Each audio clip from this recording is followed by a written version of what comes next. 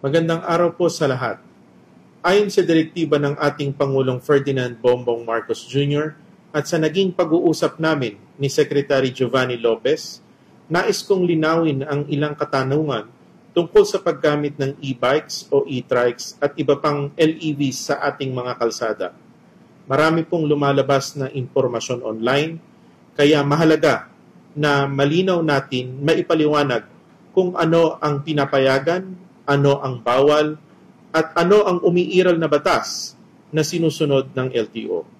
The LTO has a clear legal authority to enforce traffic laws and when necessary to impound vehicles, including LEVs, when they are illegally using national roads and endangering other road users.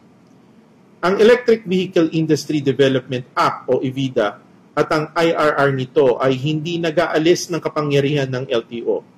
Sa katunayan, nililinaw ng EVIDA IRR na tanging mga LEV na pang-exclusive private use lamang at hindi nakalaan na gamitin sa anumang public highway. Ang exempted sa registration sa DOTR at mga attached agencies nito. May maling akala po na dahil may mga LEV na exempt na sa registration, wala nang kapangyarihan ng LTO na umaksyon. Mali po iyon. Kapag ang isang LEV, e-bike o e-trike ay pumasok sa national highway kung saan sila bawal at lumalabag sa traffic regulation, may kapangyarihan ng LTO na mag-apprehend at when warranted, impound the unit. Ito ang bahagi ng aming mandato na pangalagaan ang kaligtasan sa kalsada. Hindi rin po ito bagong batas. Matagal nang bawal ang e-bikes o e-trikes at iba pang LEV sa national road at highways. Noon pa man, malinaw na sa RA 4136 at sa ating road classification system na ang national road ay para sa high-speed motor vehicles para maiwasan na aksidente at traffic hazard. Dagdag pa rito, pinagtibay na rin ng Korte Suprema ang Joint Administrative Order 2014-01 na nagsasaad ng legal na kapangyarihan ng LTO pagdating sa pagpapatupad ng mga multa at ng impoundment.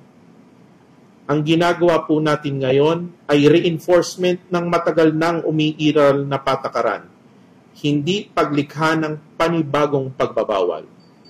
Pwede pa rin gumamit ng e-bikes sa maraming lugar.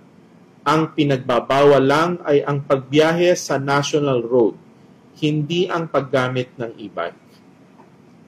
At para sa kaalaman ng publiko, malinaw kung saan pinapayagan ng LEVs. Maaari silang gumamit ng local at secondary road, depende sa ordinansa ng LGU. Maaari silang gumamit ng bike lanes para sa low speed at lightweight LEVs at e-bikes, kung pinapayagan ng LGU at akma sa design ng lane. Hindi kasama rito ang high-powered units na parang motorsiklo.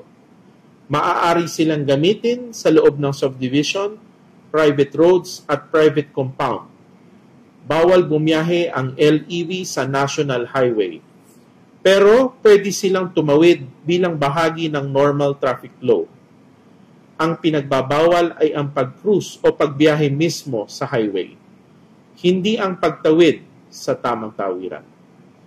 Ngayon, doon sa may mabigat na punto, kung dumating ang panahon na may mangyaring aksidente, may masagasaan, may mamatay, o may seryosong sakuna na kinakasungkutan ng isang LEV na walang plaka, walang rehistro, at walang malinaw na pagkakakilanlan, mahihirapan tayong matunton kung sino ang may-ari o responsable.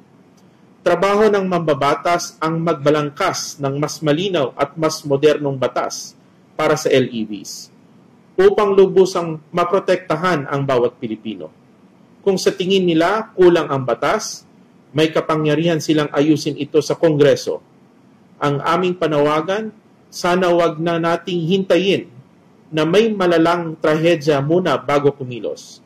Huwag sana nating hayaan na mangyari muna ang aksidente, sakalang magpapatawag ng hearing in aid of legislation at doon palang kikilos.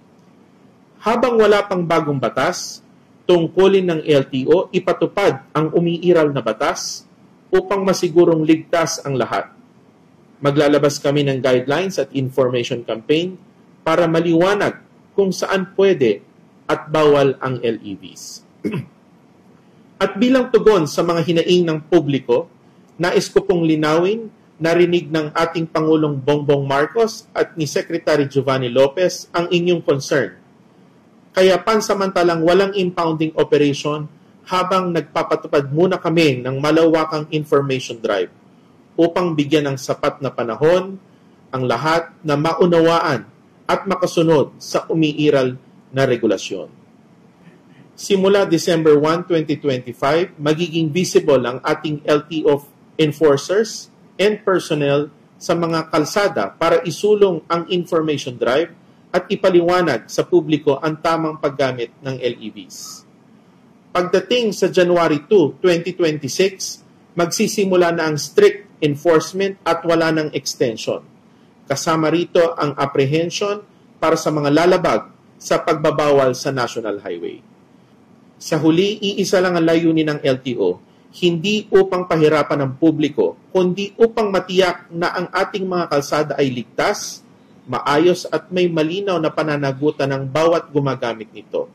Kasama na ang mga gumagamit ng e-bikes, e-trikes at iba pang LEVs. Maraming salamat po at ingat po tayo sa biyahe.